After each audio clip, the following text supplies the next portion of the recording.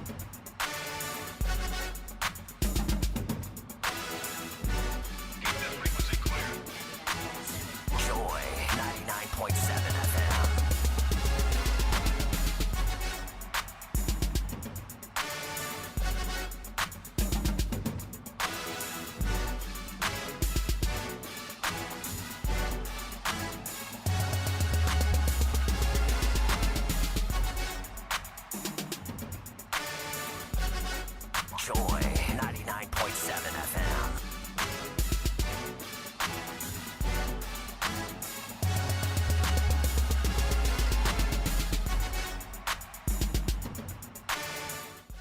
It's another Friday here on Joy 99.7 FM.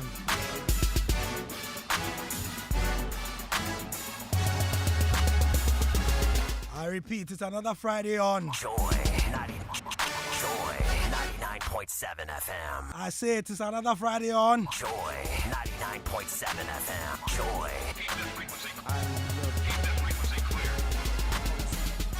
That's right, this is Game Plan.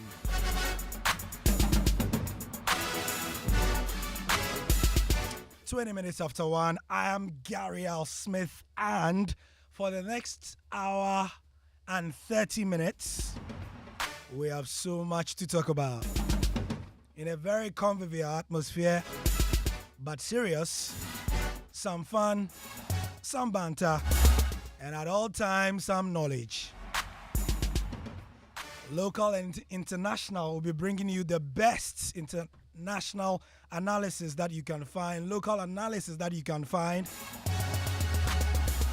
We'll be starting from Kumasi and we'll be ending in Manchester. That's because today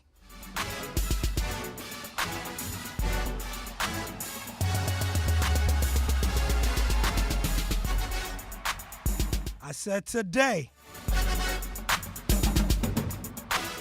I agree that I believe Pep Guardiola is the best coach ever. Fergie earned the right to spend the money. What this man's doing is crazy. But it burns me. That's just a teaser. Pep versus Sir Alex. Who is the GOAT? Apapon of world football. We'll be having that debate today. And let me just tease you on what Sir Alex himself said 2 years ago about Pep Guardiola. Well, Pepe, without question, has got a fantastic work ethic about him, and he demands that from all his training sessions. So anyone who thinks they're not going to work hard, say it won't last long. I'm sure of that. And he has got a great coaching abilities, no doubt. So that's Alex on Pep. We'll play the full thing inside the show. And then, of course, Pep said he met Sir Alex at dinner in New York. He said his English was not good at a time like that. Now listen to what he said. He invited me in a Super restaurant. So we spent a very, very good time. So my English is not so good, and when Sir Alex speak a little bit quickly, I had sometimes a problem to understand him. And that's why maybe I didn't understand if I received an offer or not. I don't know. He wasn't sure if Sir Alex had offered him the job because their English no good like that. But, well, Imagine what Alex would have done if Pep had taken over Manchester United. Like, you go crazy. Because what Pep would have done with Manchester United. Oh, man. I mean, one of the big sticks many people have been hitting Pep with is that he is a great coach of a non-traditional club, whatever that means. Imagine Pep in charge of Manchester United. It would have been wild. Anyway, we'll be having that debate today. We will have time and we will start the debate early, unlike last week when, we had some breaking news from the IMF and stuff. Meanwhile, Scanalandio!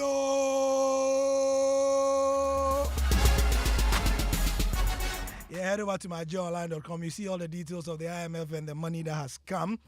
We are not interested in that. Anyway, let me introduce the guys and then we go to Kumasi pretty shortly. Daddy K, Muftad Abila, and Sichope Philippa Trim. What's up, guys? Charlie, we base. Another Friday, man. Where is my stone? Where is your stone? Oh, no, we'll give you your stone. I'm waiting for my stone. Danny K, we have to give Danny Alright, Michael, go out there. There are plenty stones lying outside. Just pick one. I want my stone. Danny K did some wild prediction and it has come to pass. He said 4. He said 4-0. He said Man City will beat Real Madrid by 4 goals. Guarantee. And it We happened. operate in the prophetic. Oh, yes, in the realms of the spirit. Thank you. Anyway, Hi. we Guys, just before you proceed there. yeah. Have we done 50 episodes so far? No, we've not done it. Sicho, you don't know where Jalabia today. So we'll explain. So today, Sicho is not wearing jalabia because he came from somewhere where he can't wear jalabia. So he from getting married. his Our brother. guy is getting married. He He's can't legal. wear. I went to the wedding and I had to pause and come and do my debate. Yeah, and debate. then continue the wedding. Continue the wedding. Okay. So He today's couldn't wedding wear day. So jalabia. you could have taken the window there. Oh, yeah, I get it. Okay. Danny Cranting also came from an outdoor He's race. a godfather. Somebody has given birth. Oh, He's no a wonder doctor. he's wearing white. He's wearing white and his hair. Now I get it. Charlie, anyway, we'll begin with the under-20 girls WAFU competition that's happening in Kumasi. We talked about it last week, and it's a big deal because, last week we gave the GFA their flowers for women's football. This morning when I woke up, one of the first things I saw when I got onto my phone eventually on Twitter were the photos of the way team's the arrival in girls Kumasi were and all, kitted. yeah. Charlie, look. M for Mwe. Charlie, you see the way the girls they wear Puma and No, I like it. Eish. Looking all spliff and speck. and spec. Nah, I'm happy for the girls. No, I'm happy. Nah, I'm sure Ajab by all them are looking and saying, "Oh, yeah, Charlie, yeah. oh Charlie, What sweet happened girls." to us? Oh, That's a question. What happened to us? anyway, we can only go for it. No, I really like how they from up and down. They were wearing correct boots, correct shoes, The and combination was good. yeah, let's speak to Ibrahim Sanidara. He is the director of communications for WAFU, and obviously this tournament is the under-20 girls WAFU B championship. Is starting in Kumasi tomorrow. Chief, good afternoon. Hello, Mr. Sanidara. Okay, I think we are not getting him. He should be on the line, but for some reason we are not getting him now. We'll try and get him for that one. But guys, Charlie, anybody here have some information on the WAFU? We talked about it. We know Benin, Cote d'Ivoire are coming into town. The Black Princesses, they didn't really, you meet Niger, you score them 11. You can't do that. They say friendly match. Gary, Yeah. that's the best scoreline I've seen in my life. I heard you telling Lexis Hold Bill. on. No, it's Hold on, true. Hold on. Gary. Yeah. Unless we want to go into the archives of Ghana football. Yeah, there are plenty. When Kwame Nkrumah sent the Black Stars to go ahead in the Independence Day celebration of some. Anyway. And what they gave them, what? 4? Or was it 11-0? I think 11-0 or so. Ibrahim Sanidara is on the line now. Ibrahim, thank you and good afternoon. Welcome to Game Plan. Good afternoon, Gary. Thanks for having me. Yeah, we've been talking about this all week on especially our Joy Sport, following the preparations, how the LOC has been saying that you are going to host a world-class event and all that. With just about 24 hours to go, how is it looking in Kumasi? It's looking really good. All the teams have arrived. All the 7 teams participated with the tournament have arrived. We are yet to hit the stadium yet. We'll be doing it in 3 hours. And I'm sure that, like the LOC has perhaps made 20 girls tournament being organized regionally via the regional football associations. And also television coverage is far and above what the other regions have done. And based on the graphics of what we've seen and the preparations of what we've been told of the production of the matches, communicating back to our superiors at CAF, people seem to be very, very happy with what has been prepared on the ground so far. Wicked. So, what makes this tournament special? And I noticed that it's being called the Under 20 Girls. I saw some people debating, but under 20, are they girls or they are? Why don't you say under 20 women, or they are girls? Or maybe, women or female. But still, you do have some girls in there, don't you? Yes. So you might have post 20 is women. 16-year-olds. Maybe female, maybe. But this was centrally decided. As you might be aware, a lot of these decisions for the regional tournament are directly taken by CAF. So the regional bodies have little wiggle room in changing or maintaining those names. So this is good feedback, and I think that if we raise these things, maybe the competitions departments at CAF would have a relook at it. That was just by the way. On a more serious note, though, what does it mean for Ghana and our push? You know, we were giving the GFA props for how they've given attention to women's football recently. What does it mean for this tournament also to be hosted here? It means a lot. First of all, it tells you that there's ringing confidence in Ghana that Ghana is able to host good competitions. Secondly, it shows that the GFA is on the right path and it has, taken all the boxes and trusted to host such competitions. If you look in this region, we have 7 countries, and normally they won't take a risk. CAF won't take a risk, or the region itself won't take a risk to send a competition, particularly in its maiden edition, to a country that's not trusted. Imagine that the tournament has gone to a country and then maybe for one reason or the other, the tournament is taken away. It just, destroys the reputation of the country and the confidence of the football industry in the country. This clearly shows it's a ringing endorsement of what Ghana is doing, the progress Ghana is making, particularly in women's football. The last time Ghana hosted a CAF competition was the Under-17 boys. And when they left, even though the team itself did not perform to the expectation of all Ghanaians, but the feedback at the CAF level was that Ghana hosted a really good tournament. So when, this tournament came up for the running, it was clear. We have countries in this region with good stadiums like Ivory Coast, like Nigeria these days. Benin also have some new stadiums. So there was a debate among the leaders that among these countries, one of them should take it. And overwhelming majority of the people thought that it should come to Benin, particularly the way the tournament is in the country and also outside the country. I met someone from CAF who had a link to the Under-17 tournament who watched it. He called me aside and said, look, it looked like we were watching a tournament organized by CAF. The branding was good, the pitch was good, the spectating was, good. So for them, it was automatic that Ghana was a good choice for them. Thank you, Ibrahim, and all the best. Good luck. Thank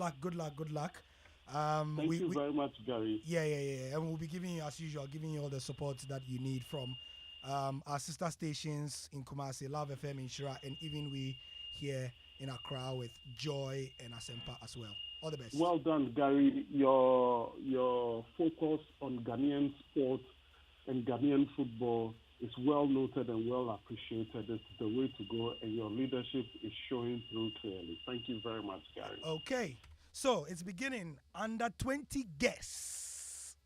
WAFU B Championship. The princesses are holding the flag for us, and we can only wish them the best. This is game plan. We are moving into another gear. My clock in the studio reads 13:33 GMT.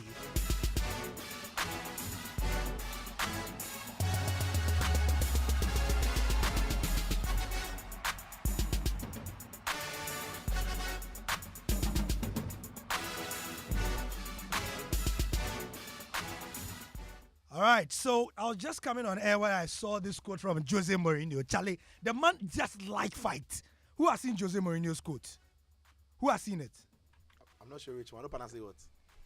The only teams that don't suffer are those exceptional teams that have players worth 40 to 70 million euros on the bench.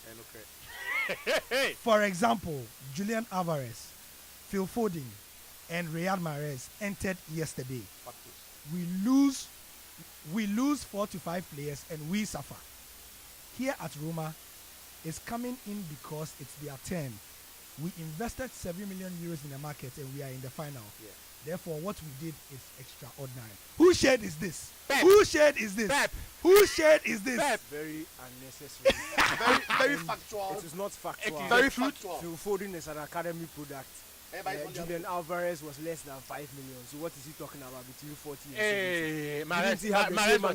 Didn't he have the same money at Chelsea? Did he win the Champions League? How much was American Didn't he have a Laporte? super power team at Real Madrid? How much Did is he win the American Champions Laporte? League? He should enjoy his success and leave us alone. The fact is, he spent Enjoy his success and leave us alone. If he's a man, he should win the Europa. We'll win the Champions League and we'll meet in Super Cup. If he's a man, he should win. The man You want spent to throw 7 this million flag? euros net. If he's a man, he should win. Hey, We are waiting for him at the Super Cup.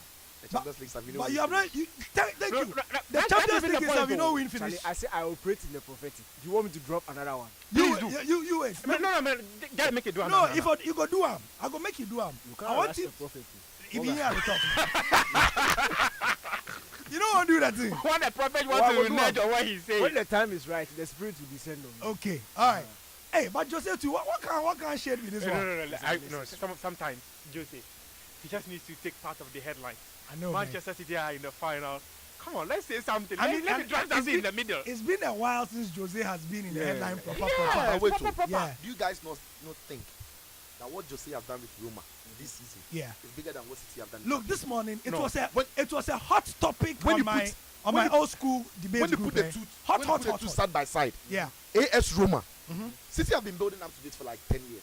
Okay. Roma have been nowhere near this for the last, if you like, 5 years or so. They've only had one season up and then down, up and then down. Jose comes. Last year, they win in Europe. This year, it's another cup final with virtually no budget, expired players.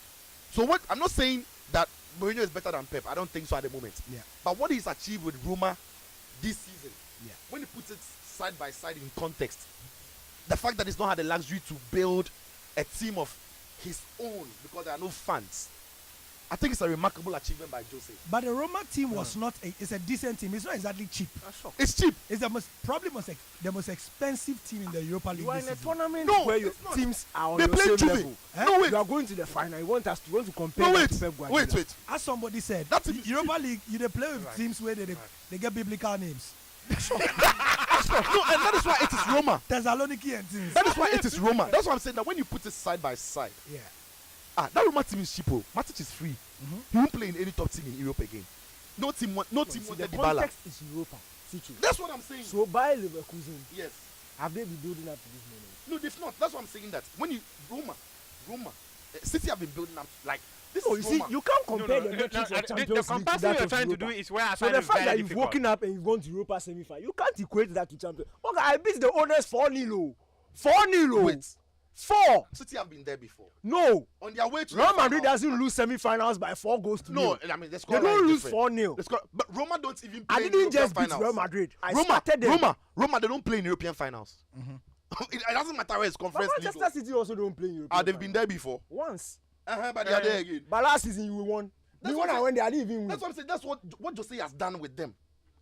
won No, Europe. Sicho, Roma. Sicho. Roma don't win things. Listen, 31 years. yes. Sicho, It's like Fiorentina that are in the final. It's like Fiorentina entirely. So I'm not saying that Mourinho has coached better than Pep. No. But I'm saying that the magnitude of what Jose has done with this Roma team This season. when you Danny, do you agree? when you No, put in the history of Manchester City, Yes. the first time they made a semi-final Yeah. was Pellegrini's last season. yes. In the history of Manchester City, Yes. Yeah. is that team a European powerhouse? No, you're talking about powerhouses. no. Pep has come in. He's not talking about He's powerhouse. done semi-final. No, Yes. but He's Sicho's done words, to be final. fair. And no, we are comparing the two. So Yes. we are comparing. Okay, you are comparing last season and this season. Yes. Yes, and Jose Roma. has And been there for the last comparing- 2 seasons. And I'm comparing last 3 seasons, Manchester City. Pep has come. No, Pep came. He did round of 16th. Round of 16th. Round of 16th again. Then he did Then semi-final, semis, final. Semi. Credit to him. Jose came. That's a final. That's a final again. And I'm saying that. I'm not saying Mourinho has coached better than Pep or is a better coach. True. I won't say it. Yes. It's not even true at the moment. But what Jose has done with what he has at Roma, when he put it on the scale, and what Pep has done with City this season, City being in the final is not a surprise this season. It is. Because in the last 3 years they've been in and about it. That has been their level. It's a surprise. In the last 3 years. Faced Roma, didn't Roma face getting them. into the Europa League final, nobody saw it coming. Okay. Like last season, only last season they were Europa League. So They were only Daniel, Europa League. Gary, Daniel Mufta, hold on. this comparison No, let's is let's completely Sicho. out of the window for me. So You are looking at 2 different competitions, 2 different teams coming up against opponents of different quality. In the We know UEFA that. Champions We League, know that. in the UEFA Champions League, the kind of opposition you play, you cannot compare the But way you never anywhere near this, and all of a sudden 2 back-to-back European finals. It's a huge achievement for the level of Roma, for the level of City in the context of this year. In the last 3 years, they've been in and around it. Last year, they lost out narrowly. Only 2 years ago, they were in the final, and this year they're in the final. So they've been about the most consistent Champions League team in Europe in the last 3 years. In the last 3 years, they've been about the most. Even Madrid. So if you contextualize it That like is what I'm saying. You it's get, understandable. yes, I'm not comparing the 2 teams. No, But if you want to compare the competitions I'm not comparing and the success of Jose Mourinho compared to that of Pep Guardiola, it's completely different. I'm not comparing the completely competitions. different things. I'm comparing the impact of the success. The impact of the success. And I'm saying that for Roma, this is huge. okay, so For City- Sicho, your point is on. At this Yeah. point, we will let our listeners also weigh in. Fantastic. All right, we are on Twitter. We are streaming. I didn't get time to do that in my intro. We are streaming on Facebook, and so Shikome, one of the biggest Hits FM listeners, was asking why we're always on Facebook. We are always streaming on Facebook. That's on the Joy 997 page, but they are also cross streaming on the Joy Sports page. If you check my page, I've shared the link. I'm sure Danny on your Facebook page as well. Sicho, please do that on your Facebook page, Muftar as well. We are sharing the link, right? Our own is not 12 midnight. It is done. Our own is not 12 midnight, but we are sharing the link. So please share the link. Share the link. Share the link. We are streaming on Twitter Spaces also, and we are. You will find this podcast if for some reason you can't get it now. After the show, just about an hour after, you can get the audio version to download and listen on your jogs or whatchamacallit, or you can watch the video again on YouTube just about an hour after we are done. You can now text on WhatsApp as we have begun the argument. What do you think of the magnitude of what Jose Mourinho has done in the last season or 2 versus what Pep has done in the last season or 2 with Roma and Manchester City respectively in Europe? My question again, the National Science and Maths quiz. Yes. Question of the day. Question of the day. That's the question of That's the the day. question of the day. What's the tune for the National Science and Maths?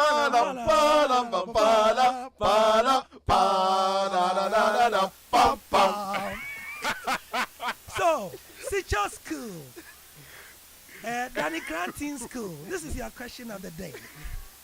What do you think of the magnitude of what Jose Mourinho has done with Roma in Europe this season versus what Pep Guardiola has done with Manchester City this season? You have 10 minutes. Start work. So the number to text is 0302-216-541. 0302-216-541. That's how you can. Oh no, that's how to call. Sorry. 055-1111-997. That's the WhatsApp line. 055 1111997. Please, that's a WhatsApp line. You can text in and let's hear your thoughts. But today, the main meal, just so that time does not chop us, is this. Well, Pepe, without question, has got a fantastic work ethic about him, and he demands that from all his training sessions. So anyone who thinks they're not going to work hard, say it won't last long. You know, I'm sure of that. And he has got a great coaching abilities, no doubt about that. It's interesting because it'll be difficult, actually, to replicate what he did at Barcelona, because it is wonderful little triangle of players, Xavi, Iniesta, and Messi. I mean, Xavi and Iniesta, without doubt, they were the best. When I had that great player, Scholes, and I looked at these two, that's exactly what I saw. That ability to control the middle of the pitch, their first touch on the ball, their angle of passes, you know, they were great. They were fantastic. And Messi combining in between them, you know, that he's never going to get that again. But at Bayern, not having as good a players, has still created some fantastic success, you know. And I think that obviously Man City have done a real coup in getting him because he is an outstanding coach. But Pepe won't find it as easy. You know, English football is not easy. And every foreign coach has come to England will tell you that. Arsene Wenger, after a few months, he was talking about that. Even Jose, when he came after his first season, he realised that what he achieved was hard work. So it will be a success. I don't think it'll ever replicate what he did at Barcelona, but that's a high standard. You know, they were the best. I mean, I had to face it twice in the European final. Having to see what I could do with Xavi and Iniesta. That carousel of passing they've got, you know, and you never touch the ball for about 3 or 4 minutes. And when you get it, they're on top of you. You know, it was a great system. So that's Alex Ferguson speaking before Pep Guardiola started his job at Manchester City. Now, there are 2 key things he acknowledged. He said at Bayern, 3 key things. He said at Barca, I mean, they did out-of-the-world things. At Bayern, he did not have such consistency and quality, but they still did great stuff. And 3, he didn't think that Pep will replicate what he did at Barca at Manchester City. Now, how many years down the line, I'm sure as part of your for and against argument as to whether Sir Alex Ferguson is a greater manager than Pep Guardiola, this will also figure. Meanwhile, we got this from Danny Mills on the argument about Pep versus Sir Alex Ferguson, the former English international. You have to start working out what you mean by the greatest. Are we talking about purely number of times you win it? Are you talking about length as well? How well you do over a number of years? You have to say, you know, what Arsene Wenger did probably in his first 15 years or so was exceptional. You know, it was absolutely, probably until he moved to the Emirates, you know, was absolutely unbelievable, you know, what he did there. Fergie, I mean, 13 wins, 26 years, that's some record. Is that ever going to be beaten? I don't think so, if I'm honest. Also, you have to look at what Ferguson did. Won it 3 times in a row. How many times did they do the double? You know, did they win it back to back? You should know. You're a Man United fan. A number of times. Yeah, but so again, I think to overtake Sir Alex, I think you're a way off that at the moment. People will talk about the style and the brand of football and the way he's changed things. Yes, granted, given that. Would he have been able to do that 10 years ago, play this sort of style? Like he was playing when he was first at Barcelona in the Premier League back then? No, I don't think he would have done. I don't think it would have worked because the game was too physical and referees used to let you get away with all sorts. And most of his teams would have been kicked off the park trying to play like that. Now you can't tackle people. So, you know, and when that first season he came in... That Barcelona team did okay against English sides, Chelsea, Manchester United. Right, Daddy Mills weighing in on that. So let's come into the studio. Last week before we finished, Danny and Sicho gave us their opening salvos. And if I recall correctly, Danny was Team Pep all the way. Sicho was Sir Alex Ferguson, Muftau was supposed to be Team Ferguson, right? No, Team Pep. Team Pep. How Team can I Pep, support Ferguson? and I was supposed to be Sir Alex Ferguson. The man who gave us the portions is not here. Fento Tahiru. We were just there and he just WhatsApp us and said, "You, this, come you and are talk this, this." come and I talk said, this, come and Come talk and do this. this, come and talk this one. He is not here. He is somewhere. He's chilling. Is that a message? He said, assemble all your agenda against Ferguson. You know what Fento will do was to pitch. As like he said, Charlie, come and kill them. Come and kill them. Don't mind. That's what he told That's what he told me. He said, Charlie, you know if he makes Sicho finish you. He said that the king will get more for, so come and kill him. Anyway, so we want to know, guys. So the arguments are many. Some of you want to debate the whole Jose Mourinho impact versus Pep impact in the last 2 seasons. So let me begin from there. Then I start taking your comments which are coming on Pep versus Alex Ferguson. Hope in Odumasu Krobo says to Sicho, why are you not getting it? And that Danny is right. Despite No. Why are you not getting Sicho? Why are you not getting Sicho? why are you not getting Sicho? He's right. He He's right. is right. Yes. Despite the I fact eat that and drink back. despite the Barcelona. fact that I eat and drink Barcelona, Correct he for believes 10 that Roma have done a better job under Jose Mourinho in the year under review. This one is from you didn't give us your name, Chief, but let me read it. I support what Sicho is saying all day. What Jose is doing is much more than what Pep is doing at City. Some way. Abanga Isifu from Boku. For Lampard, he's just a. I can't read The the room said they down. Okay. Abanga Isifu from Boku says, Masa, don't compare Jose to Pep. Pep is super in the world now. You see, that's not what we are talking we are about. not comparing them, yes. As for that Because one, otherwise, Half of that one some way. some way. You didn't give us your name. Gary, good afternoon. I want to prove to Sicho that Roma has been building up to this. Roma has been very consistent in the Champions League. 2018, remember, Against let me just Barcelona, add this. that comeback.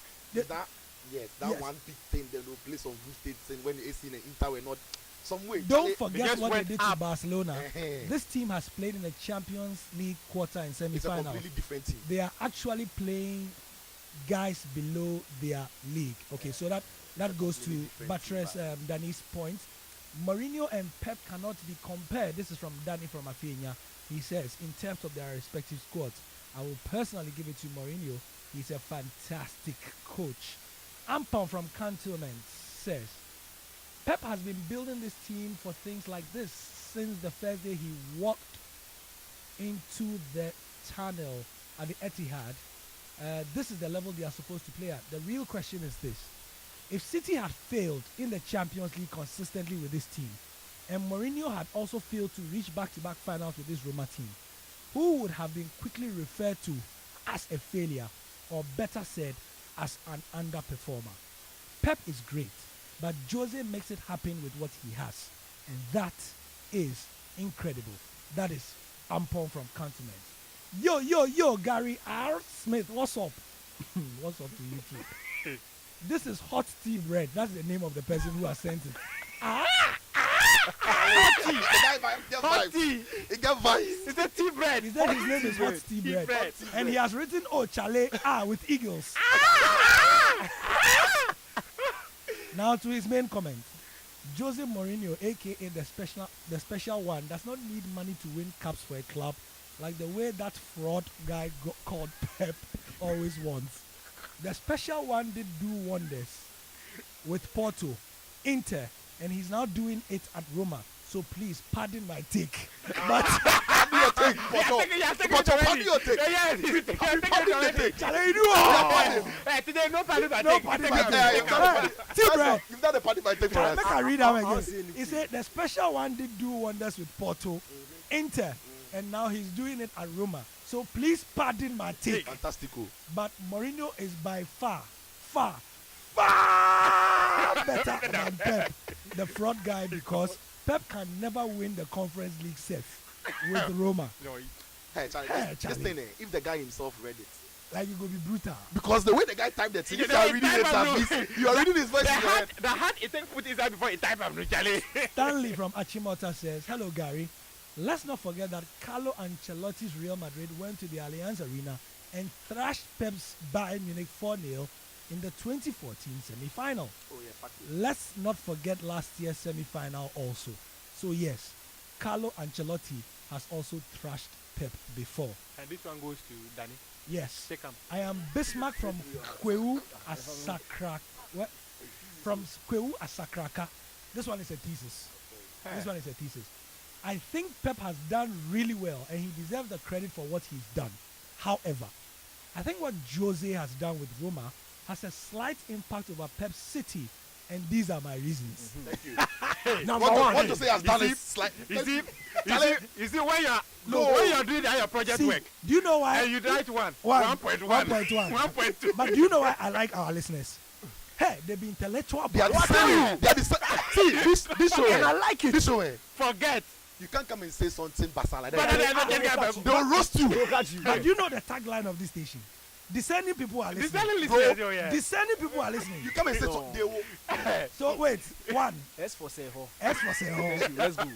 B for Betikbo. That's it. And all right. So Bismarck says his first reason is 1. Pep's City has been consistent in Europe for the past 6 years. The first 3, they were in the quarterfinal. The last 3, they have been in the semi.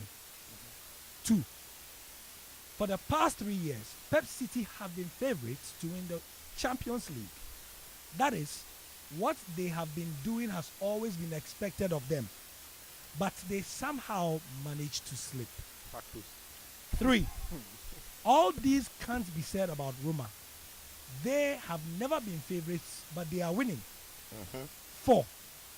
Mourinho has used fewer years to achieve this feat. Shall I invite the guy who can't take my seat? I'm not going to do it. What be the name again? Go back to the name. We need the name again. The name was Bismarck. Bismarck. From Kweu Asakraka. Bismarck, please come studio. Come take secure seat. Please. In fact, normally there are 4 people who sit there. So there's a seat for you. Kojo Adenta says, why didn't the Eagle guy mention his spell at Madrid? Yeah. What? So a selective memory. Selective, yeah. Guy, you know the thing where somebody is your friend then, yeah. so you don't want to spoil them. Yeah. That's what I'm quiet. Oh no, but Jose is my very good friend. But before Jose got to Madrid, if we go there, 4 years running, they are not crossed the last 16. Jose went there 3 years continuous semi-final. Semi-final. That is an upgrade. It was Jose who broke that semi-final. But for Jose, Pep would have won La Liga and Copa del Rey. Oh, like you have won, like you have done to the La Liga. What is that doing to the? And in fact, in Jose's last 2 seasons at Real Madrid, he dominated Barcelona. Yep. That was where he was playing the likes of Alvaro Morata and Co. And that is false. That is very false. That is very false. Jose spent 3 seasons in Real La Madrid. Liga. Yes. He won the league once. So you don't tell me his last 2 seasons he dominated Barcelona. That season he took 5. Oh, lack. Yes, he took 5. Yes, he took 5. They gave him 5. He gave him 5. He was chewing his nails.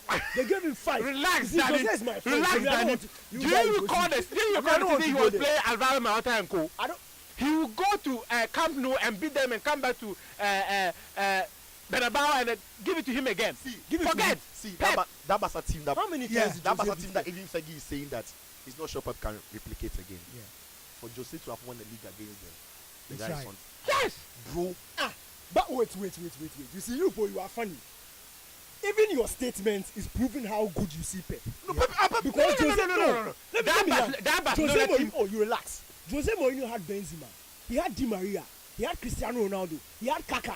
Yes. You are sitting here and telling me that for Mourinho to beat Pep, then he has done something. Then you beat that Pep team. Then you really rate Pep.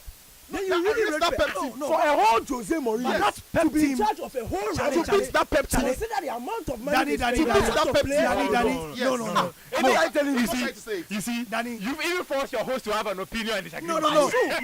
My job is to provide some context. Yeah. Look, that Pep team in history, not even in the last 10 to in the history of football. Gary, let me tell you something. Let's not go there because I've won the debate. No, you've not won it. I'm talking about Premier League. If that Pep team, we're talking about Premier League. I'm talking about that so Pep much team. so that a whole Jose Mourinho in charge of Real Madrid, who have the GOAT, Cristiano Ronaldo, Benzema, Di Maria, Sergio Ramos, but the other GOAT was all these boys. And you are telling me that for Mourinho to win that one season, it is such huge credit to him Then I'll finish the See, Gary. Then I'll finish. No, but you go there. I like Sicho. That pep team. When we are old enough and the grey is coming. Yeah.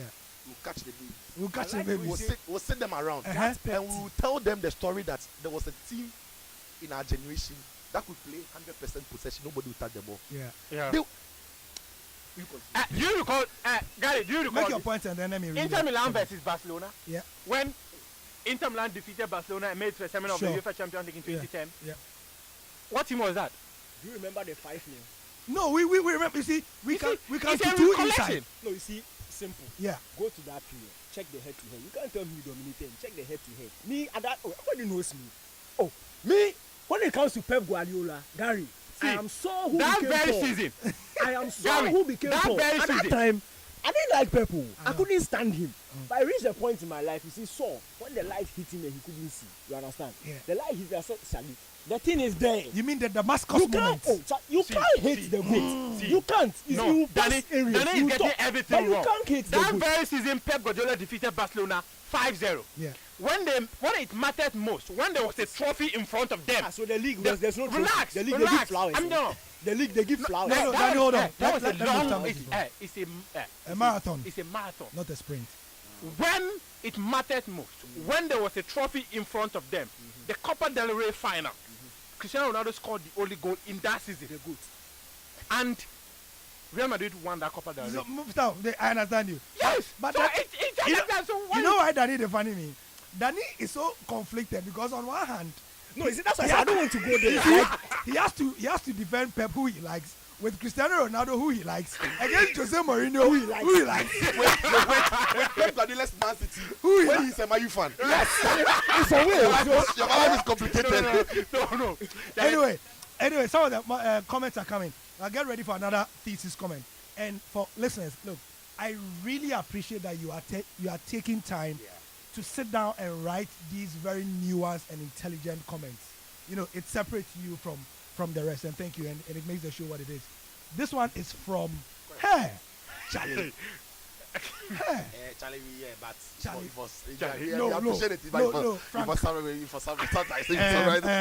Frank Kamal, look, we like the fact that you send us intelligent, but what you have written, by the time I finish, the show doesn't finish. Yes. So you let me begin. So it's a letter. Frank Karim has sent this book. This book. You said this book. Okay, say pamphlet. Magnitude between the two performances. The most coveted club trophy is the Champions League. You need to play the best teams. The Europa League is for the second string teams. Yes. Now, if you play in the Europa League, it means you are not there yet. That's your level. You are average. You are not good. You can't compete with the best. So go play with the average teams. That's where your strength is. So if a football fanatic says Mourinho's achievements have higher magnitude than Pep's, then I don't know. Talk inside the microphone. That's my guy. His name is Frank Kamal. Frankie. So he's continuing with part 2 of the book. Someone plays Bayern Madrid and routes to the final, losing none, shipping just 2 goals and scoring 9 goals in the 4 games. How do you compare such an achievement to somebody who played Salzburg, Sociedad, and Feyenoord? My stomach is that's his level. Hold on. There's no debate here, he says. They say Roma had not made a European final in 30 plus years. But City also had not made the Champions League final until Pep came. Thank you. Is that not an even bigger achievement? Money? Mourinho had a Galacticos, and what happened? He had the money of Abramovich, and we saw him got sacked twice. Mourinho's failures have sent him to Roma. Simple. Karim. And shout out to Karim, my friend. Sweet Karim. Frank Kamal, hold on. That's why I didn't want to go to. Frank Kamal is a GIA student. Give me his number. This is why I didn't want to go to. There's a reason Mourinho is in Roma. No, Daniel. There's a reason he's at Roma. Frank. He failed at Man United. Even Tottenham sacked him. Nobody wanted him again, and he's going to Roma. Tottenham sacked him when he was going to win a trophy. When he was going to play, he was going to win a trophy. Against Pep Guardiola, and they said, "Boga, we know you lose, so you will go." Simple. Anyway, all right. So guys, we have Sir Alex Ferguson and Pep, but the comments here. But these are given alone. Yeah. No. Today we have time. That's why we started early. Even if we start at 2:30, we will finish on time. Let's read more of the comments. Is it Ima from Kone or Emma? I think it's Emmanuel from Kone. Says, good afternoon, guys. I think Roma has done a great job under Mourinho with less years in charge, unlike Pep, who had to build his team for almost 7 to 8 years. If the so-called big teams that Mourinho failed at, that is Real Madrid and Manchester United, had allowed him to play his system, which brought the glories to Chelsea, Porto, Inter, and now Roma, it would have been a success also. That is Ima from Kone's take. You are giving me the number of years Pep has enjoyed. Good afternoon, Gary and brothers. This is Don Askia from Malam. Mourinho is fantastic, but Pep is just marvelously fantastic. He makes football look worth watching. Wait. Let me see your DP. Just a correct DP like that. Let me see. Hard guy. Oh my God!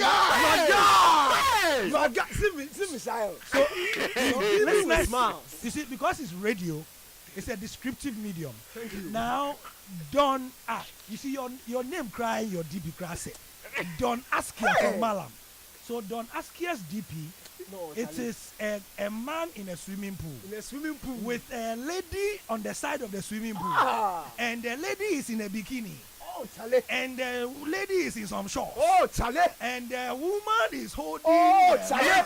It's okay. You see. It's not okay. It's not okay. And the woman, it's not okay. And the man is showing something on the woman on her mouth. Oh, Chale. And the woman is showing the man something on Don his mouth. Askia. Don Askia from Malam. We are champions. You see the energy of Danny. Danny said, we no even get girlfriends. Yeah, they do. That's why I'm happy. That's why he's happy. Now another comment. You didn't give us your name, champ. Please be giving us your name. Ampon from Cantonment is back. He says Pep is second on this list. He has given us a list to download. Pep is second on this list, but has the least signing among these. He spends bigly to make it happen. So the list he has given us is, let me read it, the highest spending managers in football history. And this is from Transfer Market. Jose Mourinho has spent the most, 1.85 billion euros over 116 players. So he has used 1.85 billion euros to sign 116 players. Pep Guardiola has signed 74 players with 1.79 billion. Carlo Ancelotti, wow, I would never have guessed it. With 90 players, he has used 1.49 billion euros to sign 90 players. So that is his argument, that Jose Mourinho has spent more than Pep Guardiola. But it means that Jose was signed like players who are not good. 146 players. Why? Because he was rebuilding teams. Pep has. That is very false. That is very false. See, Gary, I beg the thesis I have here against Sir Alex Ferguson. If we start, we'll trigger the Man United fans, which I want to do, because there's been some serious falsehoods in the world of football. I don't want to touch Jose. Jose is my very good friend. You understand? I don't want to touch Jose. So let's deal with Ferguson. Maybe with time, the Jose people will humble themselves. Because you see, the message is clear. The good news is there. Why don't you want to accept it? Why? It's clear. Why don't you want to accept it? So what the guy has said. It's clear. Jose signing more players with that amount of money.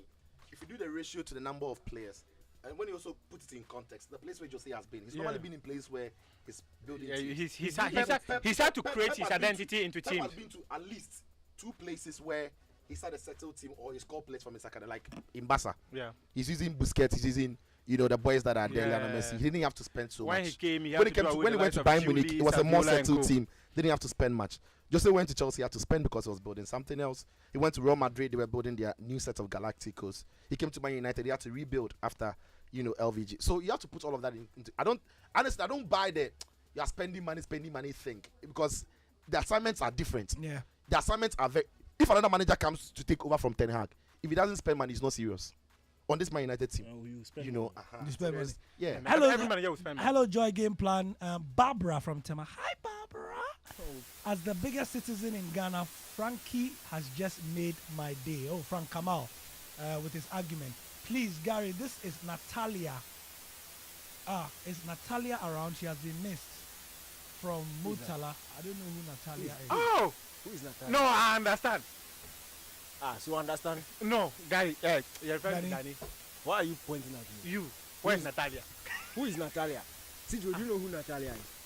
Michelle, do you know who Natalia is? No, we don't know who that. Mutala, please, from Asamangesi. I'm sure it's Mutala. No, we all know Natalia. I'm very confused. Mutala, please send us further and better particulars. Hi, Gary. I'm Prince from McCarthy Hill. Please, was it the same Pep that eliminated Jose from the 2010-2011 Champions League? Yes, the same Pep. Yeah. If Pep had the experience that Jose had right from his days at Barcelona, Pep would have been unstoppable, even with those few years from 2008. But just before that, Jose also knocked him out and won the 2010 Champions League. Final. Again, we are not comparing the two. We are not comparing the two. Yeah. Coco Ninja from Osua sent us this. He says, "Hello, Joy Sports. Man United fans are very scared because Man City are about to break two of their cherished records they chalked under Ferguson. Sorry? Winning the treble this season and winning the Premiership back to back to back." Coco Ninja in Osu. Which brings me to the point.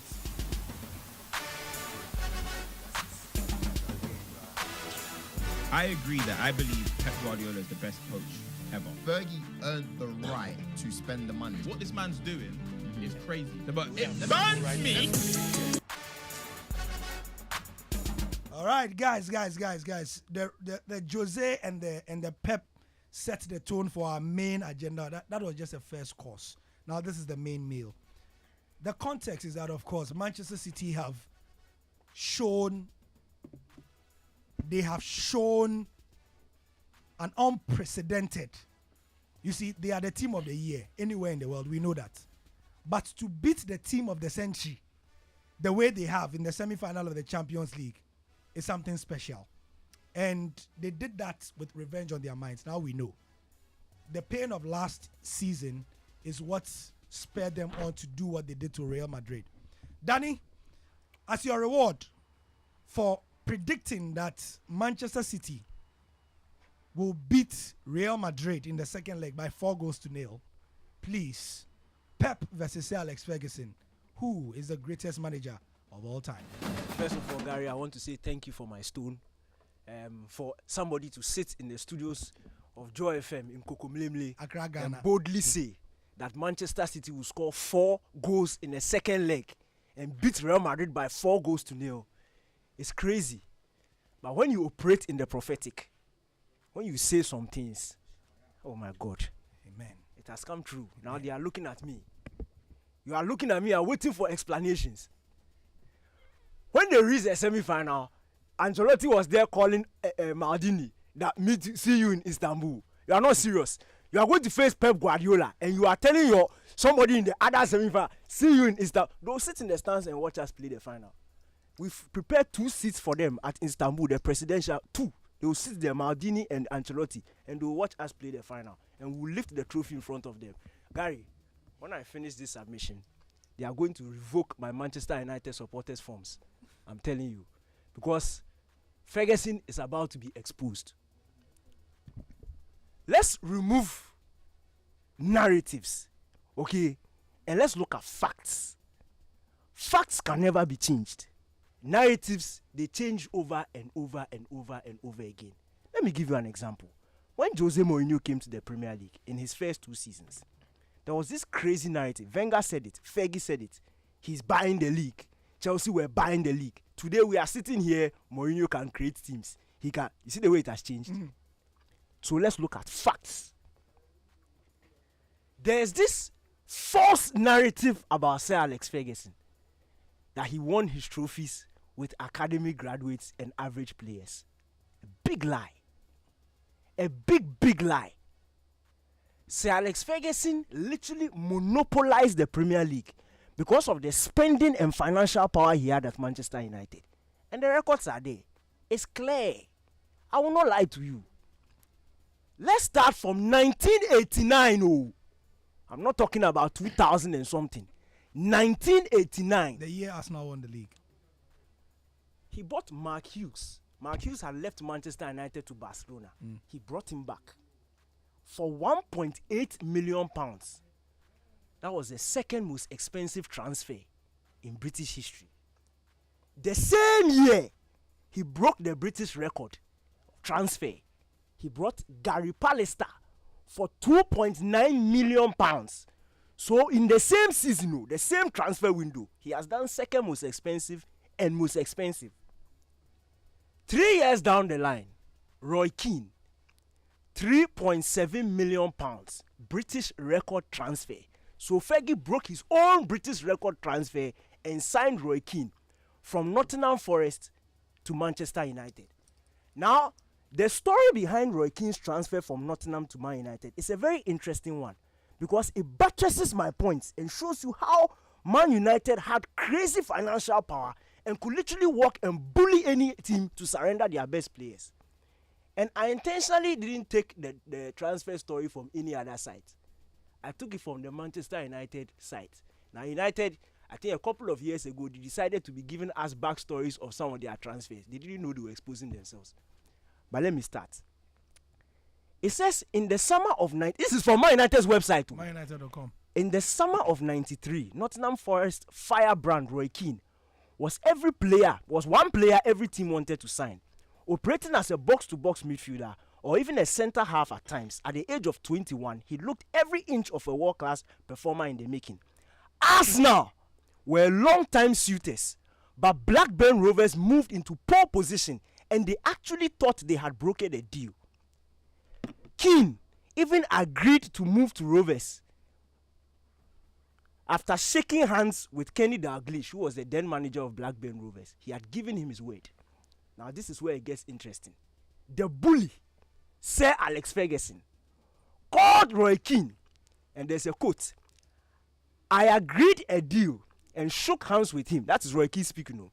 He said, "I went back to Cork and on Sunday morning woke up and I got a phone call.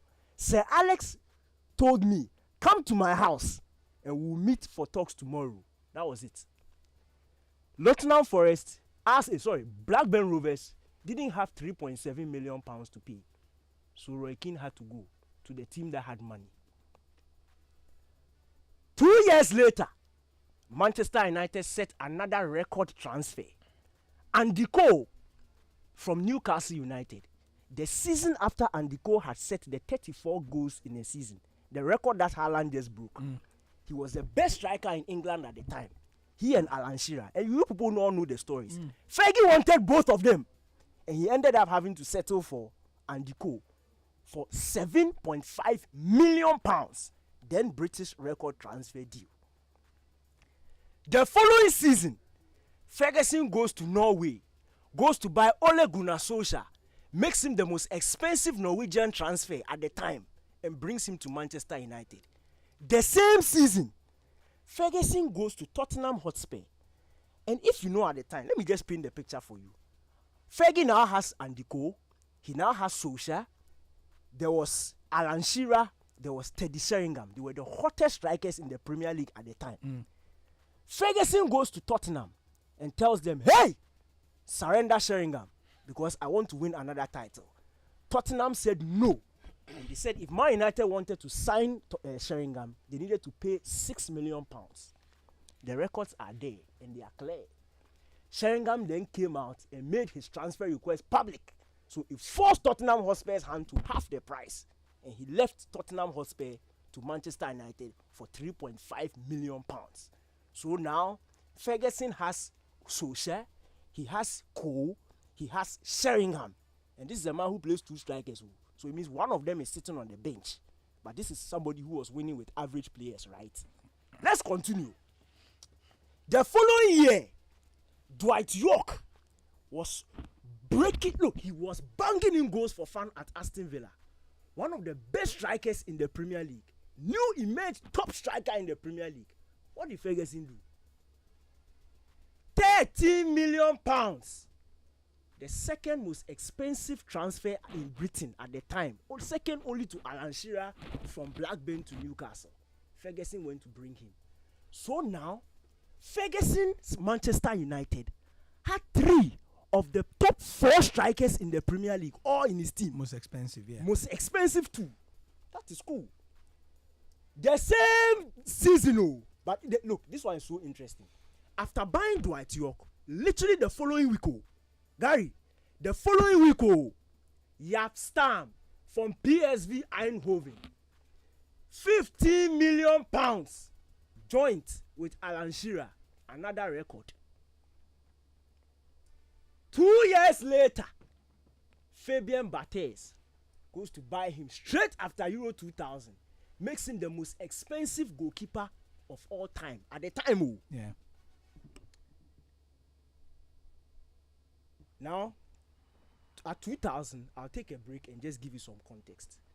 When you look at the top spenders in the Premier League, yeah, from when the Premier League changed their branding, so from 92 up to 2000, the average top spenders in a season, they were spending about 19 million pounds every summer or every season when you add everything. In 2000, everything changed when Ferguson elevated his spending muscle and became the first manager, and the Man United became the first club to spend over 50 million pounds in a single transfer window. They spent 58 million pounds. Who did they go and buy? Ruud van Nistelrooy from PSV Eindhoven. 19 million pounds. The same transfer window, one Sebastian Veron for 21 million pounds. British transfer record. You know the funny thing about that season? Do you know who won? 2000. Yes. 2000, 2001. Do you know who won? Tell us. The only man with the record and legacy that nobody will be able to touch. And he didn't build that record with money. My own man. Papa Wenger. Yep. Went a whole season unbeaten. Did it 49, only to be robbed by referees and Manchester United at Old Trafford. I watched that game as a United fan. And to today, I don't understand why we won that game. Rob. Let's proceed. Because of agenda. 2002, the following season, Ferguson goes to Leeds United. There's a top-class centre-back who is troubling Premier League teams. His name is Rio Ferdinand. Ferguson goes to buy him for 22 million pounds. Another British record. Most expensive defender at the time. The following season, and this is where the narrative, I say, you see, let's look at facts. People will come and try and change you this one. And this story, you are hearing it from me, Daniel Cranton, the biggest Cristiano Ronaldo fan in the history, see, in the whole world, nobody, past and present. Manchester United went to buy a superstar from Portugal, young boy by the name of Cristiano Ronaldo. They spent 13 million pounds. Do you know, should I put into context? He was the most expensive teenager in the history of football at the time. 13 million pounds for an 18-year-old. Now, the story behind that deal is Arsenal had scouted him for months. And Arsenal had more or less had an agreement with Sporting Lisbon. But the money was less than Arsenal couldn't. Wenger, Charlie, where is he going to get 13 million pounds for an 18-year-old? So Ferguson goes, bullies his way, and gets the boy for 13 million pounds, most expensive teenager. The following season, Ferguson breaks that same record by buying the hottest English talent in the league, Wayne Rooney, for 27 million pounds. 2 seasons later, Ferguson goes to Portugal. Under 20 World Cup superstar Anderson. He's in Porto. Ferguson buys him, 19-year-old, crashes Rooney's record. In fact, equals it. 27 million pounds for Anderson. The following season, Dimitar Berbatov is in Tottenham Hotspur, troubling teams in the Premier League. Ferguson plucks him from Tottenham Hotspur. In fact, forced his hand. Tottenham actually wrote, they issued a written complaint to the Premier League on how Man United conducted themselves on that deal. Because Ferguson, whilst negotiations were going on, and the quotes are there, he went on publicly and said that Berbatov had agreed to come to Man United. Somebody's player. Somebody's player. Because you want to snatch him from Tottenham Hotspur. Charlie. 30 million pounds. Oh!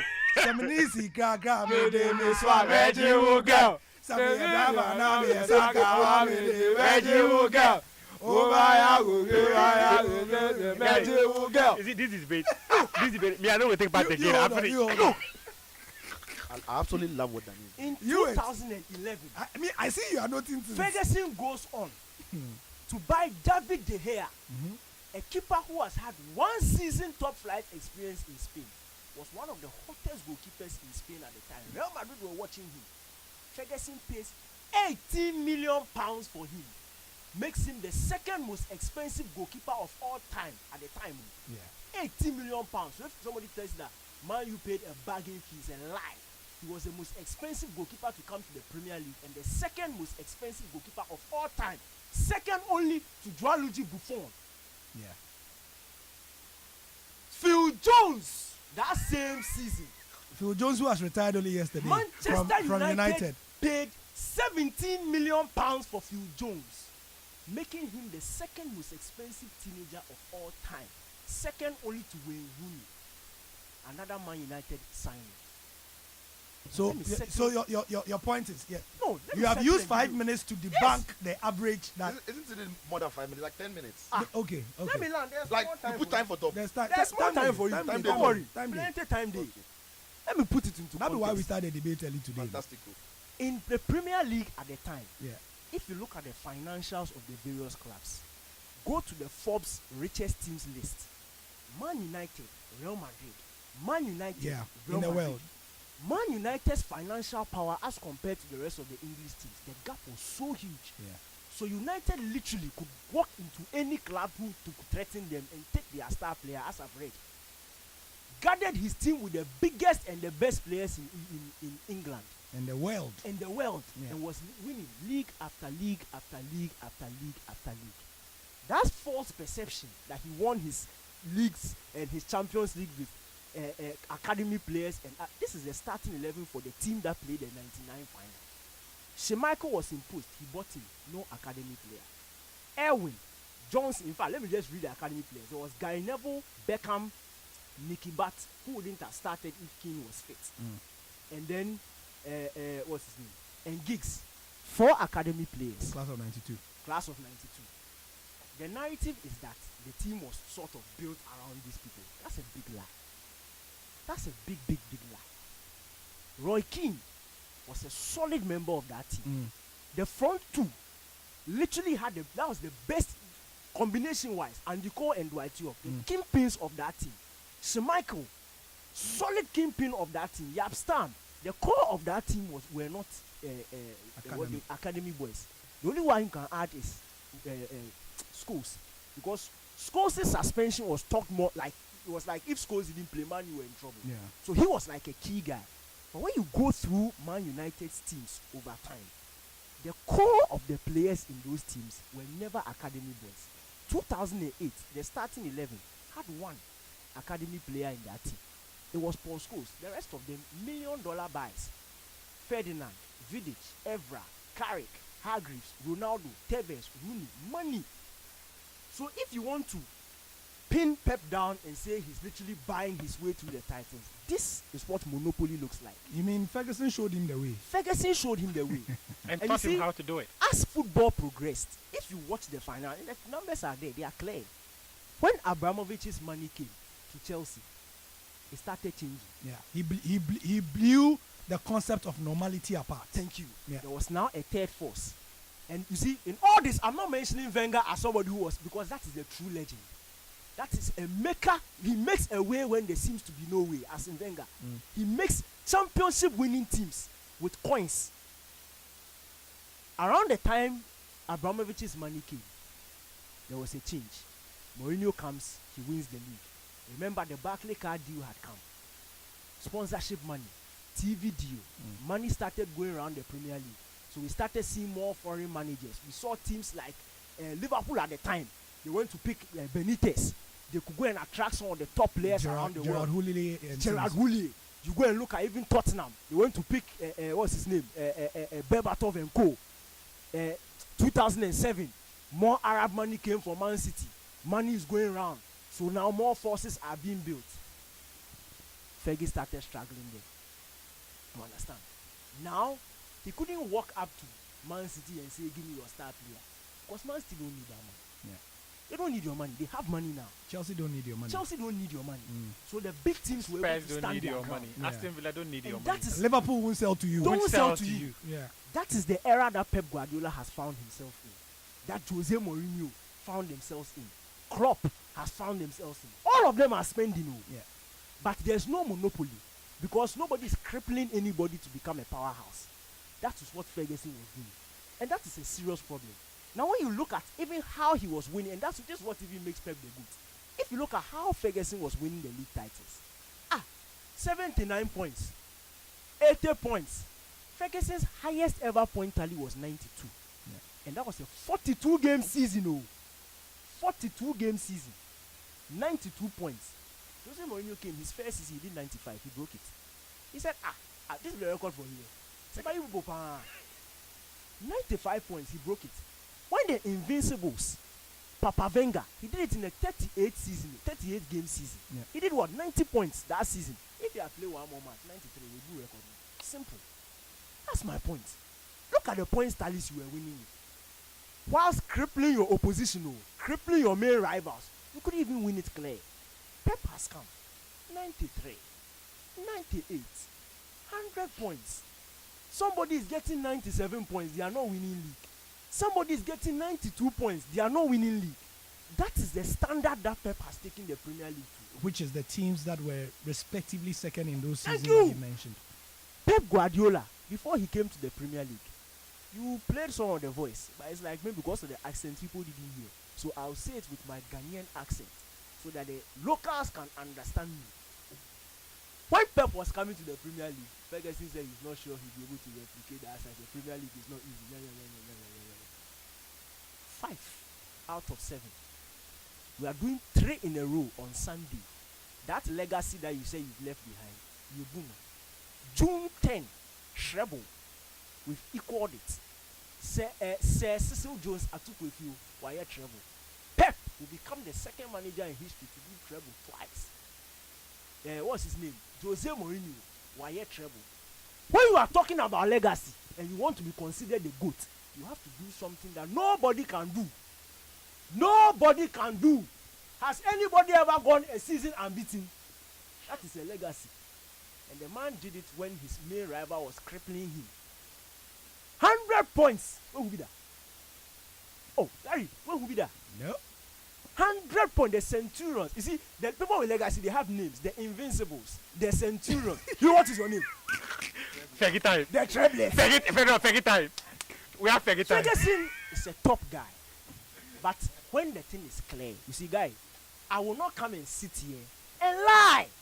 My faith will not allow me to sit on this platform and lie. No, now. When I come on this very distinguished and prestigious platform, Joy 99.7 FM, this beautiful seat that I'm sitting on, I can't come here because my employees are paying me to come and be factual and objective. Is that when you are sitting where? In this beautiful play it for me. Joy 99.7. I like it. I can't come and sit here and lie when the truth is staring me in the face. Right, so please. Basijo be whining now. Is not an employee. So maybe he will come and sit here and lie. So allow him to sit here and lie to you. You see? No, Gary, why are you setting, okay. why are you setting the man up? Do you recall when we were doing debates in school, right? Yeah. When you are finishing, you have to throw a punch. You have to throw a punch. Just let them know that. So, the judges will know that no, you what you're coming to do is very useless. I agree. What Danny has done is to take Sicho's main protagonist, Sir Alex Ferguson, throw him under the bus, literally, and then build his own points. When he's finished, he's now setting you, the listener, up to not believe anything Sicho will say. Now, just like a lawyer will say, you see, in a grand jury, we tell the jury before the hearings begin, we admonish them that everything and every decision you make in this court should be based on the facts that you hear in this court. Don't let anything outside this court. And so that is what we will let our listeners know. Danny wants to instigate you against Sicho with external forces. Listeners are listening. Discerning listeners. But we know our listeners are discerning. You can tell when you are being baited. Anyway.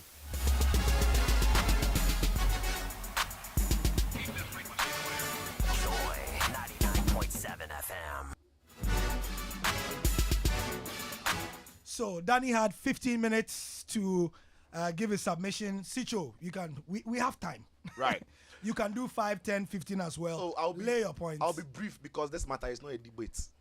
Hey! There's no discussion. Hey! And I absolutely want to applaud Danny for making the work simple because he went over the whole period of Ferguson, praising him for having a good eye for quality players, signing them and making the most of them. You see, all the players Danny mentioned. And I'm even surprised Danny was actually hyping Ferguson's ability. Because the players he mentioned, Andy Cole, Berbatov, Roy Keane, everything. Look, all the players he mentioned, apart from maybe 4 of them, Anderson wasn't great because of his injuries, Phil Jones, Sebastian Veron, all of the other players that he spoke about. In that Man United team, when Ferguson has scouted them and I brought them in, the impact clear. That is a mark of a great coach anyway. So I'm just happy he was hyping Ferguson all over the place. But now let's go back to the main issue. And then he spent more time talking about Fergie than to tell us Pep and what Pep has really done for us to spend more time on Fergie, because sometimes you have to cripple the goat so that when you catch off the legs, he can stand on his knees and match up to the head of the bowed one. You see, if the goat is standing on his feet, or if I cut the leg, make it fall on his knees. Don't say you go fix it up and pay of the one that doesn't have a head. So he spends all the time cutting Ferguson's. But let's talk about Sir Alex Ferguson. He's the person I want to talk about and tell you why, in my opinion, he's the greatest, or factually, he's the greatest Premier League coach ever. Yeah.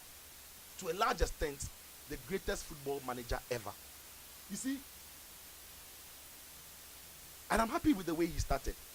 But I've always said that when people talk about SAF, the first thing they remember is Man United. And that is why when Danny speaks about the fact that Pep, there's a perception that he signed players and all of that. That perception, it is true. But I'll come to it. So Alex Ferguson didn't start his coaching for Man United. It's been something that has been consistent throughout his career. Ferguson is a fixer. And the most difficult thing to do in football is to build your own system. When I talk about system, it's not tactics. Yeah. The most important thing in football is to build a culture. Yeah. A winning culture. Is to build an environment where, find a platform where people can thrive. When Ferguson started his coaching, I won't even go to St. Mirren. I'll start from Aberdeen. Because St. Mirren, have you won the division something there, but division something. But in Aberdeen, you see, people don't even know that Ferguson, till now, is the only coach in Scotland, in the Scottish division, that has won the league or the cup, who hasn't coached Celtic or Rangers. Like, in Scotland, it's like in Ghana, if Kotoko and House were winning every other season, and another manager wins with Ebusia Dwarfs, and it's been like 50 years, we're going to talk about that manager as he's the only manager to have won the Ghana Premier League or the FA Cup without coaching Kotoko has. In Scotland, he's the only manager that has won the Championship or the Cup or the Scottish Cup without coaching Celtic or Rangers. He did it with Aberdeen.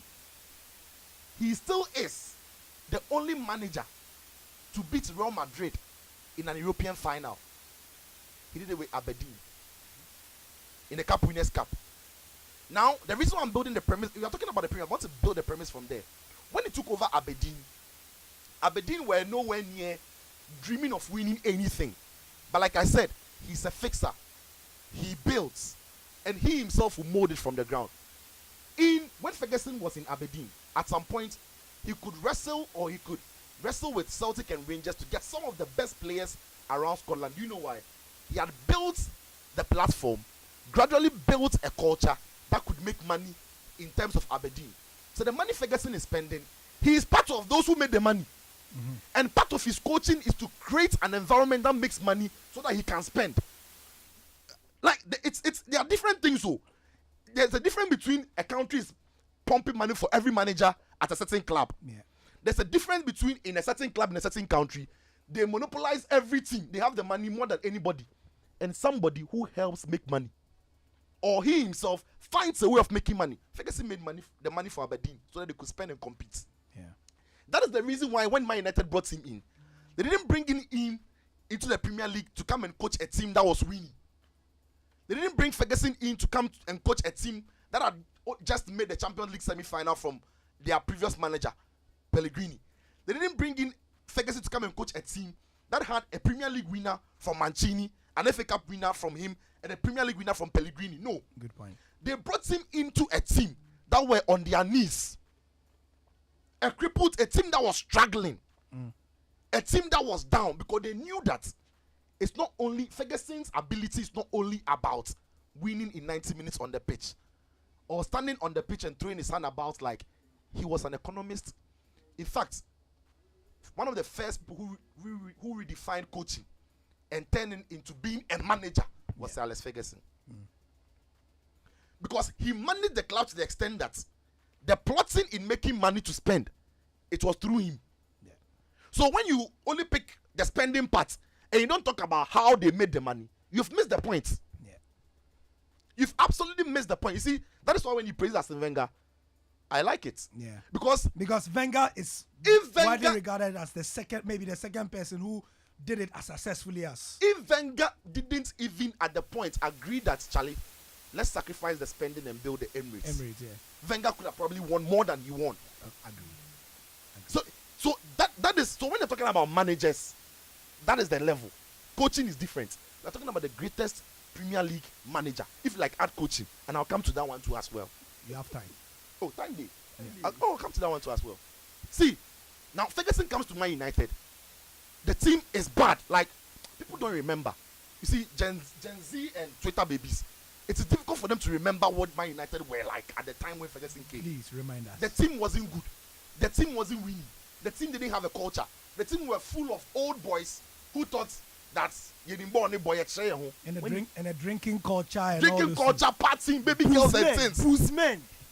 Ferguson walks into a club like Man United and says, Kodum, stopped. There was no culture at the club that gave them the platform to win. Now Ferguson from the scratch built it. Ferguson from the scratch. And for many years, Man United had not won the Premier League. They were not winning. He built it. Now when he built that platform and realized that, you see, I can't always trust that I can bring in players to come and do the job for me. So let me groom players in my own making. You see the way God was going to create the earth and say like, Charlie, call the angels and say like, listen, Charlie, the Jata is not like us. Catfish is not like us. Horse is not like us. Tilapia, no be like. So let us create something in our own image. Kukurudu is not like us. Perfecto. So Ferguson decides that instead of building a whole team of buying superstars, yes, I'll identify some people, which is part of management, identify some people who help. But let me now focus on getting some of the best players around Greater Manchester, even go to London, and then bring them in, and then train them in his own image. Hence, class of 92. Now let me say this. From the time Ferguson started that project, till the time he retired, 2013. In every single year that he was successful, somebody from that culture was part, or people from that culture were part of the club. It's not as if he built a system that broke down. Throughout his successful period at Man United, from 92, coming down to the time he retired in 2013, the key people, his leaders, his people who could transmit his ideas were all coming from that class. That is a guy who has a vision, he has a plan, he knows exactly what he's doing. And look at the players he built. The greatest players in the history of the Premier League, all of them are there. David Beckham, Paul Scholes, Ryan Giggs, nobody say something where their wives will get something like Premier League Hall of Fame. He's number one. He's number one. Yeah. Ryan Giggs is a bigger Premier League legend than Alan Shearer. Forget his goals. Just take away the off-pitch issues and he's yes. See, the boys like Paul Scholes, Ryan Giggs, David Beckham, Gary Neville, Phil Neville, Nicky Butt. Like, these are boys who Gary Neville, I never thought he was a good footballer. Oh, yeah. He managed, even though he knew he wasn't a proper footballer. Yeah. You see, I don't like coaches who can't coach people who, see, in every class, you will never have everybody being brilliant. On the same level. But great managers and great coaches are able to make people who are average a part of a good class. Yes. That's some coaches. You can't not play good, throw you away, make you disgrace you. Even if you're a legend before you came, you tell people you can't play the ball with your Fidjo hat. Go away. Go away! Because you don't want to play. Yaya Toure. You want to show power that even if you can sack Yaya Toure, then who are you? Eto Entins. Zlatan Entins. Charlie. Deco, Ronaldinho, and sack them all. Because he doesn't have what it takes to blend people who are average with Up and I don't know if he coach average players, oh. Like Sergio Busquets from the academy. He wasn't average, oh. Special talent. From Team B. He was special talent. But Sergio Busquets was special. He's been special since.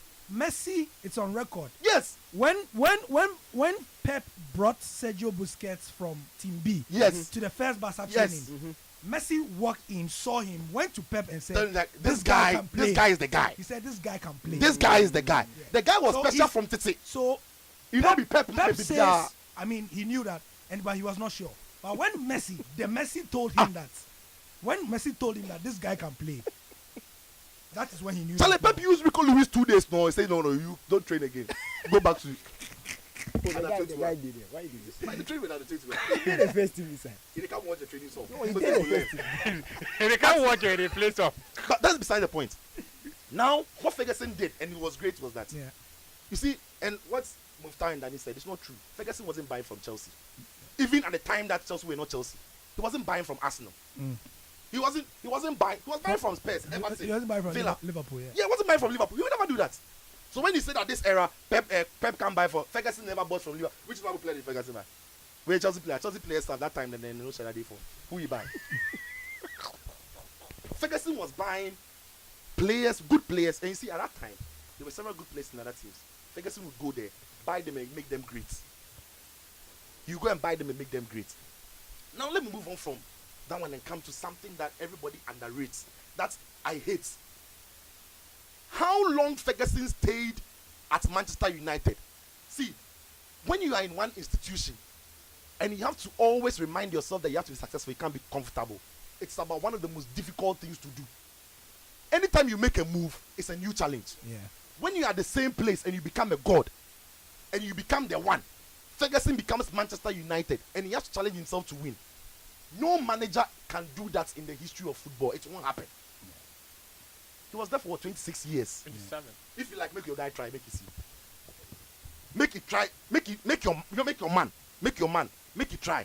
He'll do the work in 10 years. Don't worry. No, I want him to stay there for 26 years and continue being successful. No. And continue. Age-wise, they are not same. What do you mean? How old is he? Ferguson retired from football when he was like, 67, 68? Yeah. Yes. But your man, how old is your man? He just stay there for some more years. No, it's boring. That's one of the things. It can be boring. But you see, Ferguson was there for how long? 27 years. And people also forget that when Ferguson came, his primary task was to take Liverpool off the dominance in the Premier League. Knock them off their F pitch. Accomplished it in his final season. Said, see, it's not as if Ferguson couldn't coach. Yeah. The guy had ambitions. After his ambitions, he was like, I am done. The job I came here to do, right now, my soul and spirit can go and eat and drink and watch football for fun. I finished the Premier League. Ferguson has won the Premier League 13 times with Manchester United. In 27 years. Yes, in 27 years. And that's terrible. That is incredible. That's terrible outcome compared to Pep Guardiola's 7 years. No, I'll come to why I say Pep has done nothing. Let me tell you, when Ferguson was the coach of Man United, after almost every 3 years, there was a new competitor. People think this Pep era, it's not competitive. The Premier League is not competitive. Because of Pep. It's not because of Pep. Then it's because of It's because the other teams are not good enough. It's not Pep. Now coming to it, when Ferguson was coach, first was Blackburn. He had to beat Blackburn to win the league. Newcastle then came. Right. He beat Newcastle to win the league. That's a different challenge. Then your man, Arsene Wenger, came with a different brand of football nobody has seen before. He came to win the league. Ferguson beat him to win the league. Then Abramovich and Jose came. 2 years he had not won. Ferguson re-strategized and beat them 3 times in a row to win the league. Then Man City got money. They came to win. He beat them to win the league and said, me, I'm done. Any challenger who comes, when you come and I see you, I'll beat you. That's what he did. When Pep came, who has challenged Pep? Like, the Premier League is so bad now. You see, when I talk about the Premier League being a famous league now, the Premier League is at its all-time lowest. At the moment, they have they have more money, but yes, the quality-wise, Premier League is. It's not the Premier League of old where you have Arsenal. That was proper top 4. When you spoke about top 4, proper these days you don't have top 4. You are playing top 4 and Spurs and Co are playing top 4. Are you serious? Those days, you have Arsenal, Chelsea, Spurs gotta look after you. No, they know. When Spurs get to top 4, they are happy. It's a trophy for them. We're talking about teams that, and those days, the reason why Ferguson, no team at the time could finish 90 points, 95 points was because no other team in the Premier League will allow you to win the number of games these teams are winning. They were that good as well. And Ferguson all the time had to beat those challenges to make sure that he was at the top. So when you finish 92 points, it doesn't mean that you are good though. You also have to check those you are competing against. Finally on Pep, you see, Pep has never had to build anything. Never. He's never had to build any culture, nothing. You see, shortly before Pep took over Barcelona, they were Champions League winners 2006. He came in 2009. Yeah. That is a winning club. They won the La Liga. When he came, he changed his style. It's coaching. As for coaching, you can bring your principles. You can change your style. But it was a winning club whose fans in that generation knew what winning was about. When Ferguson came, a whole generation had passed. They didn't know what winning was about at Man United. He had been relegated from the 1970s, come from the first division, and there was nothing happening there. Bro, nobody knew what winning was about. When Pep left Barca for Bayern Munich, Pep didn't go and teach Bayern Munich how to win anything. In fact, he went to fail them. Because the season before he went, they were treble winners. With Juve Heynckes. He went there and he went to actually downgrade their level. For 3 years, he didn't show them anything. There was nothing Pep did in Bayern that they had not seen before. In fact, at some point, they told him that his football is boring. That tiki-taka he wants to bring, they want to play high-flying wingers, and Robin and Ribery. Even the two players said Pep Casadodo. Then he comes to City. In a year that they were Champions League semi-finalists for the first time in their history. They've won the FA Cup before, Carabao Cup before, Premier League before, twice. Yeah. In that generation, the club was used to winning before he came. The club system and the club structure was set. Pep didn't build anything. He's a great coach. He came to build his team. But when it comes to culture, systems, Pep didn't do any of that. I want to see Pep go into a struggling team whose generation can't even remember the last time they won anything. And they make them make money. You see, Pep didn't make Barca make money. Yeah. They had their money. In fact, Pep can't remember Barca. All the Barca scandals started with Pep time. Okay. On the bomb. Pep didn't make money for Barca. He lost their money. Pep didn't make money at Bayern Munich. He lost their money. Pep is the reason why Bayern Munich don't have Toni Kroos. Otherwise, by now, that Bayern Munich made for Kimmich and Goretzka. If you have Toni Kroos in their solid, Pep is the reason why it's not there. Pep comes to Man City. He didn't make Man City money. They had money already. Ferguson, everywhere he went, he made them good. He was doing good. End of story.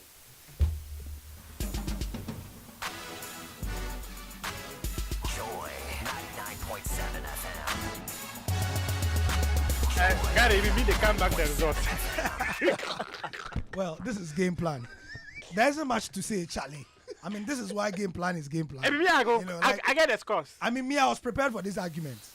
I had read and debated and stuff. But me, Seth, you know what I'm saying? Yeah, they take me to go school today. 05. The people have even stopped texting. No, they are jotting down their points. So, listeners, if you want to give it, hey, look, people have now started texting. People have now started texting. Let me read the LPMs because we have to go in a few minutes. Mubtao says he has the results. Let me read this, get his result, and let's get out of here. From 2011, with 12 celebration concerts to support over 70 contemporary gospel ministers in Ghana, the next generation gospel ministers are ready to treat you to another concert dubbed Celebration of a New Dawn. This year's concert features Quindalin, Che Mensa, Rafia, Laudable Home, JG, Kweku Kwame, Sonia Biekro, Kofi Nkrumah, Melody B, Mike Kessie, Lucien Nkrumah, Prince Danzel, AC Hooper, Kofi Newell, Kevin Sasu, and Shadrach Mensah Kwesi. Date is Sunday, 21st of May at 4 p.m. Pastor Kojo Frimpong, PFK, will be hosting us at the ICGC Liberty Temple at the Shomang Estate. Note is absolutely free. For further inquiries for the Next Generation Ministers Concert and to support it, 0240 084 722. That's 0240 084 722. This project is powered by Christocentric.com and supported by Joy 99.7 FM.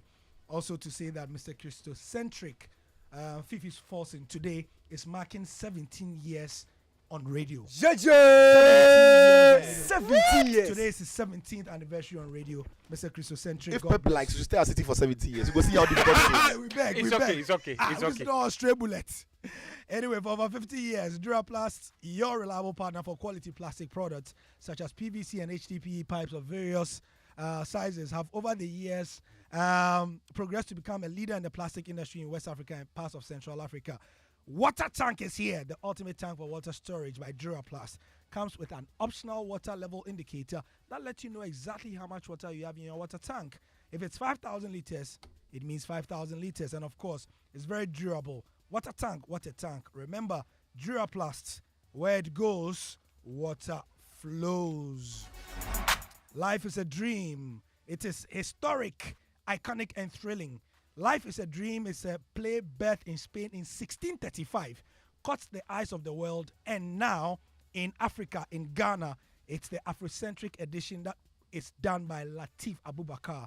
It's a Spain-Ghana production, and it will be live at the Accra International Conference Center on the 27th and 28th of this month. 2 shows each day, 4 p.m. and 8 p.m. 150 CDs. Dial this number to get your ticket. Star 447 star 1092 hash. That's star 447 star 1092 hash to grab your tickets, or visit at Latif Globe on Facebook, Twitter, and Instagram for details. You can get an early bird ticket for 100 CDs before the 19th of March. And don't forget that on Joy 99.7 FM, we are proud to be powering together with Joy Prime and Hits FM, Cues and Lyrics. It's your Sunday night just getting more exciting.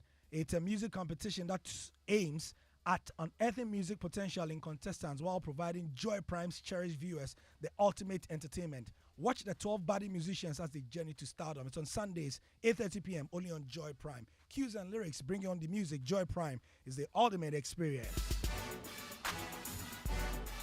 Joy 99.7 FM. Time to call it a day. Muftao, what do you have for us? After the end of the debate. No, but this is why you for do Twitter posts. Twitter posts. No, let the people decide. Yes. Are you suggesting that my scores are biased? No, You said I don't trust because you declared that you were yes. True. Let's any listeners. We can't let Mufta because Pep is a what do you call it? Mufta is a Pep sympathizer, he said. All right, let me read the final few comments and then go. This one says, per Danny's submissions, Ferguson spends huge money on players, same as Pep. I 100% agree with Sicho's submissions too. Pep went to teams that have money and a great team after Barcelona. Okay, this is Lawrence. He says, Sicho, you do all. Oh, Chale! This one says, oh, Chale, I've been schooled, oh. Me too, I go take flex more. No, this is why this is game plan. This is why this is Hot game tea plan. bread. Hot tea bread. Nah, this is why this is game plan. Now, it says, Gary, I agree to you all. Danny had good points to debate, but his focus was on the other managers. To Ferguson, Pep is a good coach. EPL is not competitive enough. Bro. I agree with Sicho. 99 ideas from Charlie. Pep, Daniel should remember that Ferguson knocked a great team, Liverpool, off the pitch. They had not won the league for 26 years, and he built 3 squads, instilling a winning culture. Fergie's time alone is a legacy he left behind. This is from Nkrumah Boateng in Takwa. And that, guys, is how we end the show. Let me get a final comment. Guys, this is Joe Minutes. To simplify what Sicho said, let's compare the starting points of Jose and Pep in Roma and City respectively. I mean, for what they achieved in their early years. And you will know that Sicho is right about everything he said. All right, Charlie, thank you very much, guys. Danny and Sicho, you say? Sicho is too much. Twitter post.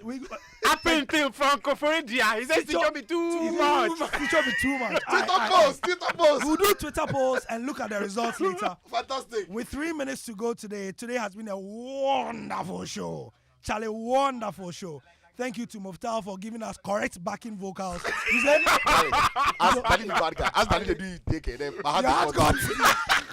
Nah, this is what a research show gives you, and we really appreciate the guys for bringing us such erudite analysis. My name is Gary Al Smith, sitting in for Fento Tahiru. We'll be back next week with more. Time now for Alexis